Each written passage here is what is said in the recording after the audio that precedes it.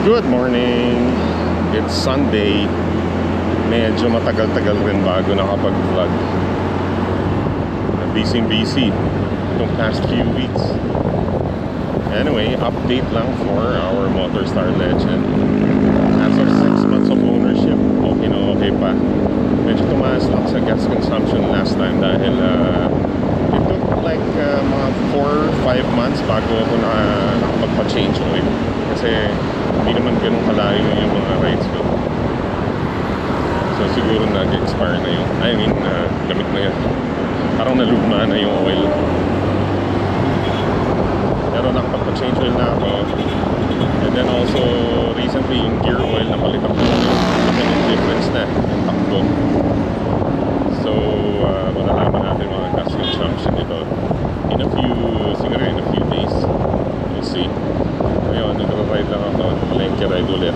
Pero dito lang ulit sa Marikina kasi kailangan kong bumili ng dragon fruit. Pati mangga para dun sa nagre-request na kamag-anak namin.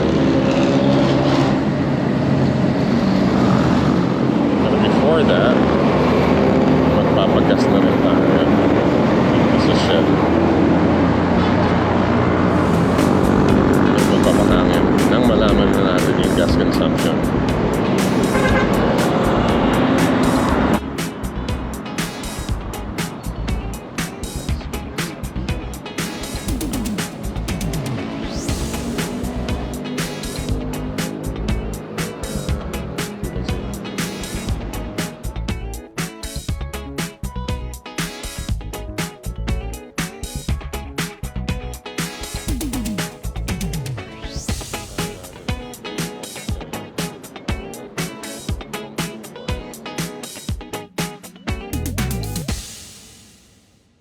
Pinahangin natin is sa front should be off muna natin para safe.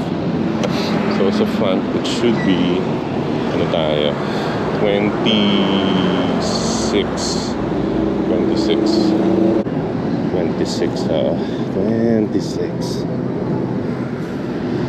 yung likod 30.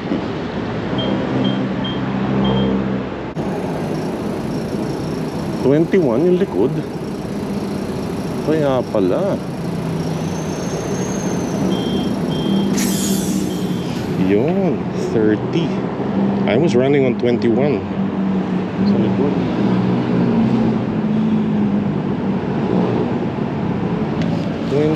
lang. Layo na. Sige. Now we know.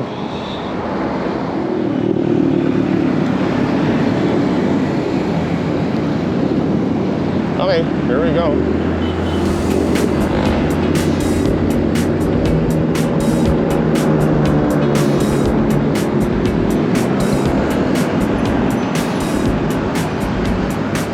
Alright, turns out yung rear wheel ko hindi ko chinek. Mali ako nun. Nasa 21 lang siya. Yung PSI ang baba. Yun ang mali ko, kaya pala lakas sa gas ko. Dapat yan 32 ginawa ko 30 ngayon.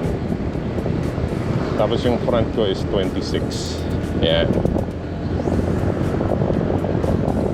Kaya naman pala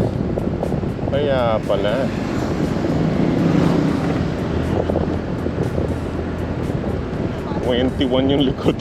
Hindi ako ma-over dun Kaya pala lakas sa gas. Okay. So check your wheels. Yun ang mali ka, nagtiwala ako from the factory. Anyway, sige.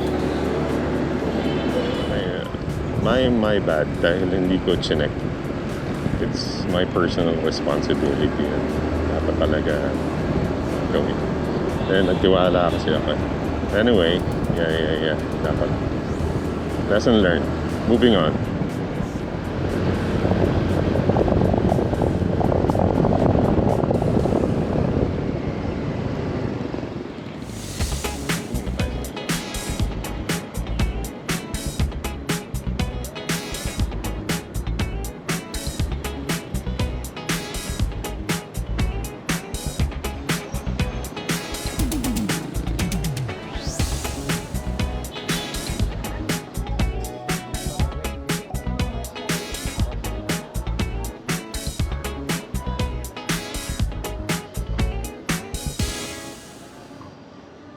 Dragon fruit na matino sa Marikina Market anywhere. How unfortunate. Pero meron akong nadadaanan before dito sa patang ano pa to? Santo Niño. May mga check ko lang kasi dito yun sa may dire-diretso ng Hill Fernando. Ano ba to? Kalimutan ko na pangalan itong Shoe Avenue. Yan, diba Markinton, in between Markinton and Robinsons may ano dito may street. Ay, car free pala dito ngayon. Okay, kung saan yung nagka-car free car free Sunday, yung street na yun, dire-diretso yung papasok ng Concepcion area. May mga fruit stands dyan na bahay lang, mura dun so ewan ka, tatry natin since naka-scooter naman tayo, hindi naman masyado mainit, maaga pa, 9 o'clock na. So yeah, check out natin yan.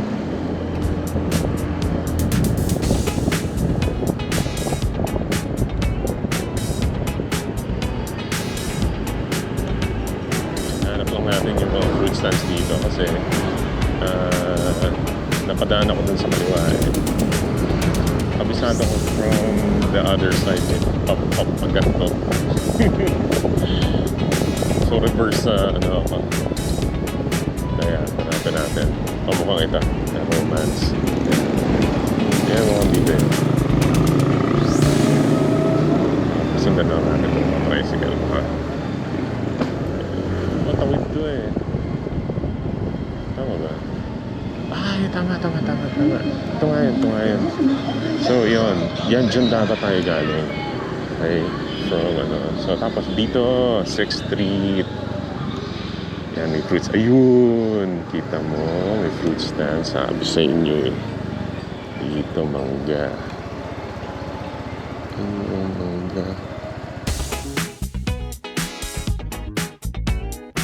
Mangga. Salamat.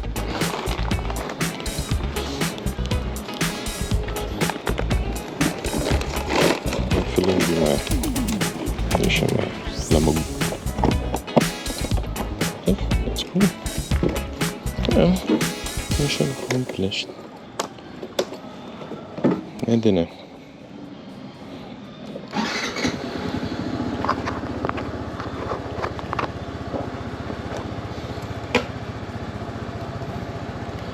Minute na. I think we need to head back.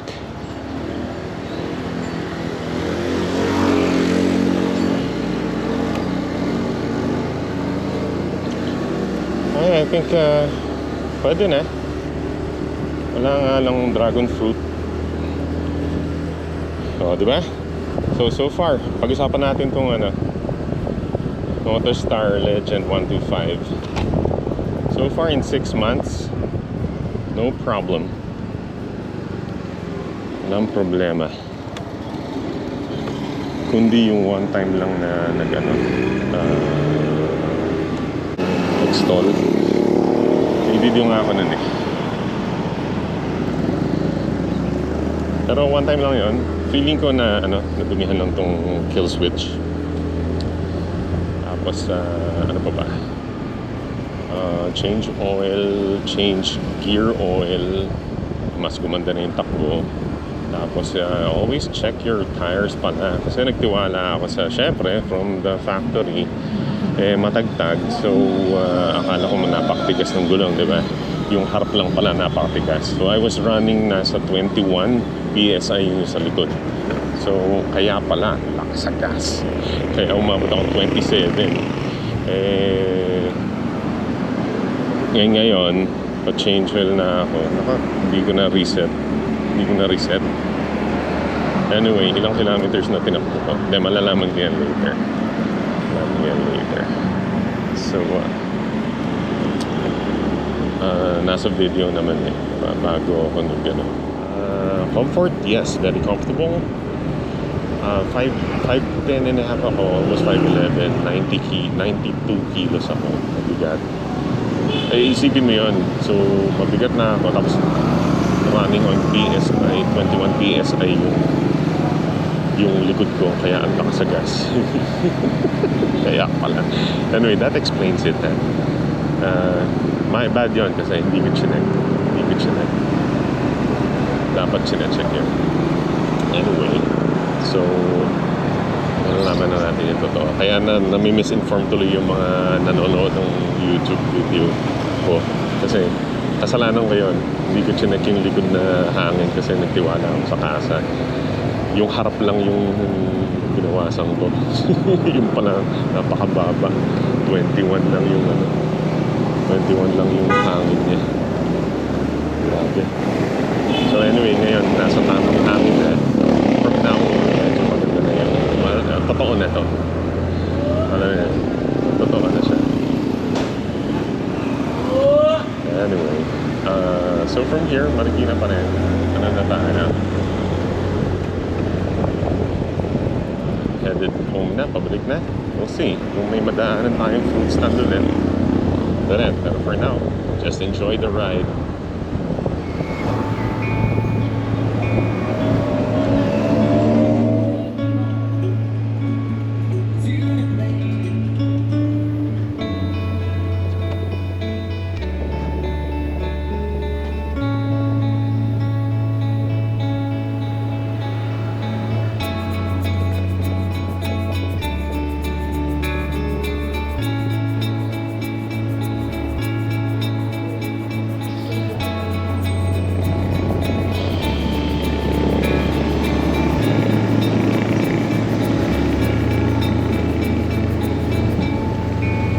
Ulit tayo sa Sumulong Highway.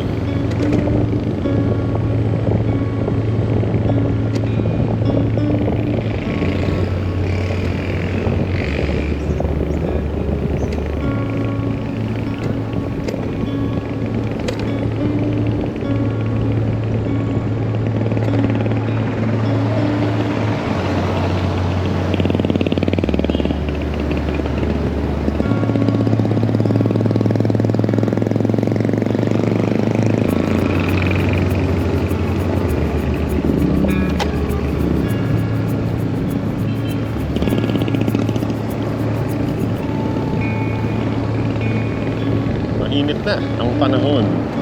It's already 9:28. Time check.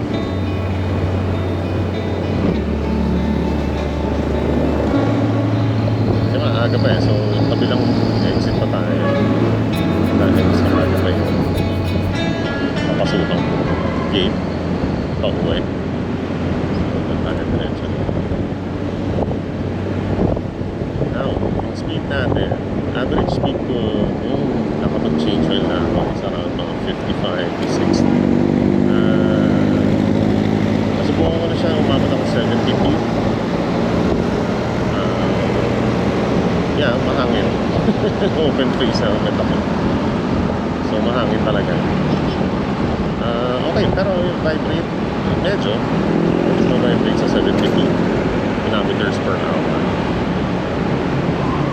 Pero dito kasi ngayon sa Marcos Highway, may minimum na 60 eh. So, hindi mo pwede isagad ng 72 dito. Matagal ka tumatakbo ng 72 yung end cap. Pwede siguro short burst lang. You know, hindi matagal. Hindi mahapon mo takbo ng 72. Anyway, hindi na natin.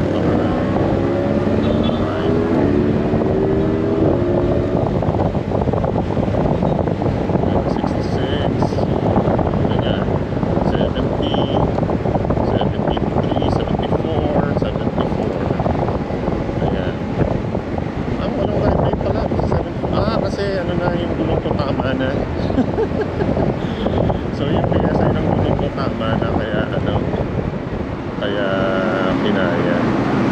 Kaya yan ang kailangan yung iwasan kasi tumatakbo ka ng mga gantong mabilis tapos biglang may tumigil na truck, na bus, scooter ka, two-wheel, mahina ang brakes. I mean, hindi kasi lakas yung brakes mo parang kotse. So you have to watch out for that. Isa na, malayo pa na. Ready ka ng pumpero. Dapat willing kang pumpero sa malayo pa na.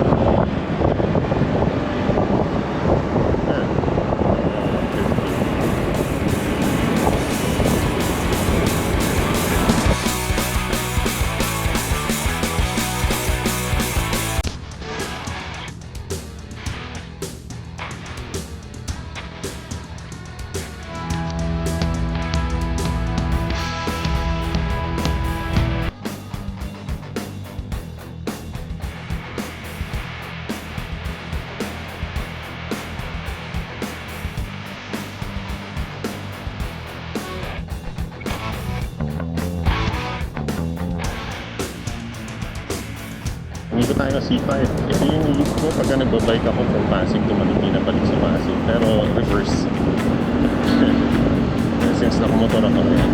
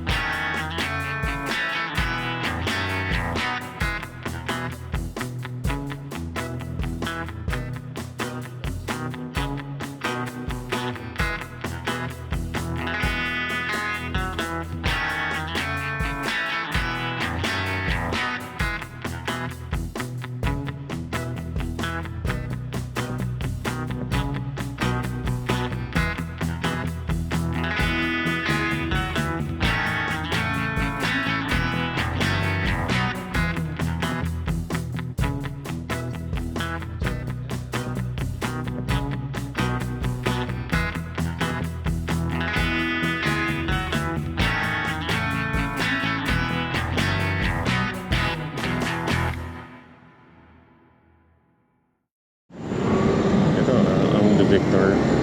Nakita. Ayan. Kasi ito, Snake Bridge, diba? Dragon Bridge. Oo, nakala ko namin Snake Bridge. Ito, Dragon Bridge this night. Water Dragon Bridge. Chinese. Asian, diba? Asian inspired. Ayan, Bridge, the Victor. So, dito sa Bridgetown, eventually, puro condo to. Tapos may mga events dito, open air events. Tapos may Mercato. Mercato. Oh, bubukas si Mercato. Yes, what's happening? Ito, may parang concert. Hindi pala si Mercato bukas. Narinig ko na. Parang may concert, may event na naman. Pero ang ganda dito sa Bridgetown. Tapos may bagong Starbucks dito, silipin natin. I'm curious about this, kung bukas na siya ngayon.